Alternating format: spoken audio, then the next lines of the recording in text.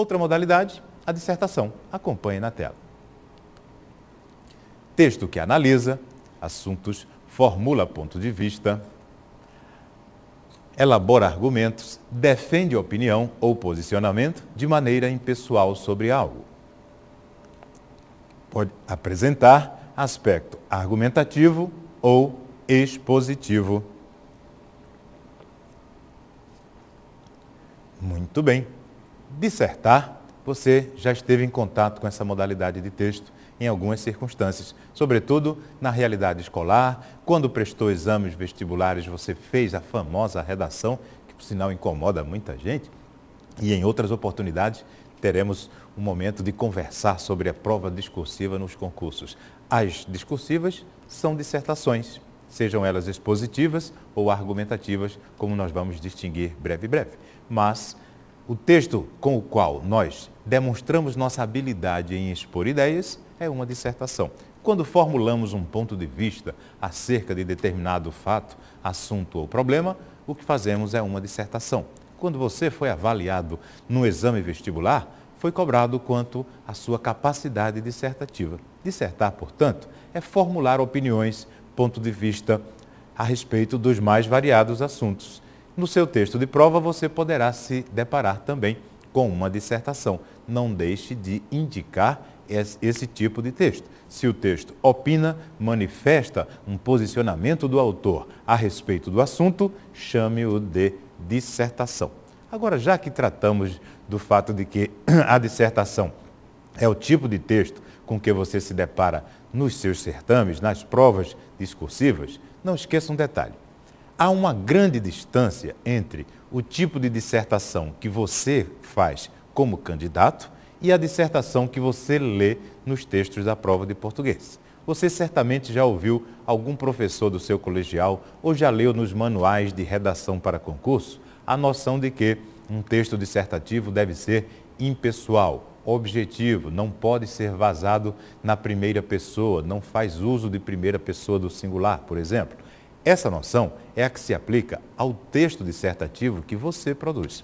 Já quando nos depararmos com textos de provas, é válido lembrar que os autores dos textos em artigos de revista e de jornal, nas diversas colunas que nós temos nas nossas mídias, não são candidatos. Eles são livres pensadores, articuladores de opinião e formadores delas também. Resultado, o texto que os escritores produzem não é no mesmo formato, não atende aos mesmos requisitos que você deve levar em conta na hora de formular a sua redação. Portanto, faça esse desconto. O texto que você produz atende a requisitos, a critérios e, portanto, há várias orientações nesse sentido. O texto que você vai ler, vai compreender na prova de português, poderá perfeitamente, mesmo sendo uma dissertação, ser iniciado com um pronome de primeira pessoa ou expressões que são banidas na prova discursiva do tipo eu acho, na minha opinião, eu penso, meu ponto de vista. Colunistas, articulistas, não são candidatos. Portanto, eles fazem uso da liberdade de expressão, quando veiculam o que dizem, fazem uso da liberdade de estilo, quando inovam com recursos da língua portuguesa e com as estruturas de seus textos. Não perca de vista essa noção. Dissertação que candidato faz em prova possui uma estrutura fixa, pré-estabelecida, você tem que corresponder ao que se espera de uma estrutura dissertativa padronizada. E dissertação que você vai ler numa prova de português possui outros formatos, pode ser um texto híbrido que reúna aspectos narrativos, descritivos, mas que também opine, pode ser opinião construída a partir de uma coletânea de fatos. O que vai ser o mérito do texto dissertativo para nós é a identificação de que ele veicula pensamento, opinião, posição do autor a respeito do assunto. E não queira identificar nos textos de prova aquelas noções que você certamente já recebeu acerca de o que é uma dissertação num concurso, nos certames de um modo geral. Duas noções, portanto.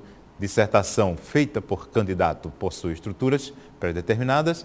Dissertação presente nas provas de português, de autoria dos mais diversos colunistas, articulistas, jornalistas, pensadores, escritores, possuem as mais diversificadas estruturações, isso porque não correspondem a um modelo fixo, a um conjunto de elementos pré-determinados por um edital. Por exemplo, escritor não é candidato, por isso ele tem liberdade. Você tem a liberdade apenas para estudar, estudar, estudar e passar. Esse é o seu objetivo, portanto, grande diferença entre o que você escreve e o que você vai encontrar na sua prova.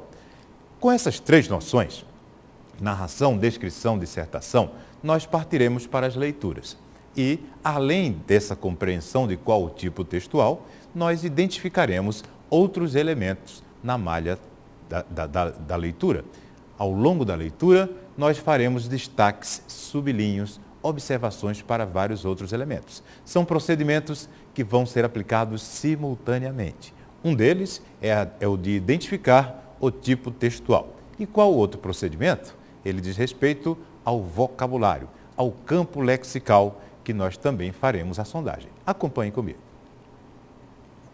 Levantamento do campo lexical. Polissemia. Sondagem do vocabulário do texto proposto, buscando esclarecer particularidades das relações semânticas nele estabelecidas. Em que consistirá esse procedimento de compreender o campo lexical? Primeiro, vamos descomplicar. Léxico é vocabulário, é repertório, é a coletânea de palavras com que nós contamos no nosso idioma para estabelecer comunicação. Portanto, um dicionário é um lexicógrafo, é uma coletânea de palavras que pertencem ao léxico.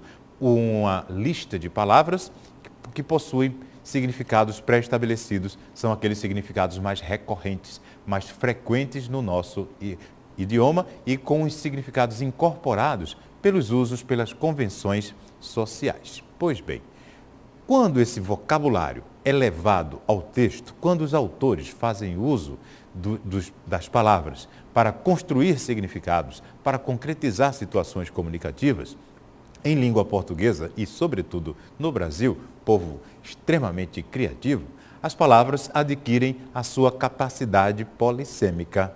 Poli, vários, sem, significados. Uma mesma palavra em nossa língua pode assumir diferentes significados. Estes significados modificam-se de acordo com os contextos comunicativos. Traduza contexto como situação e simplifique dizendo: cada palavra, a partir da situação em que ela é utilizada, adquire um significado novo. Pode adquirir um significado novo. Nós estaremos atentos a quais os significados com que as palavras foram utilizadas no texto. E esse procedimento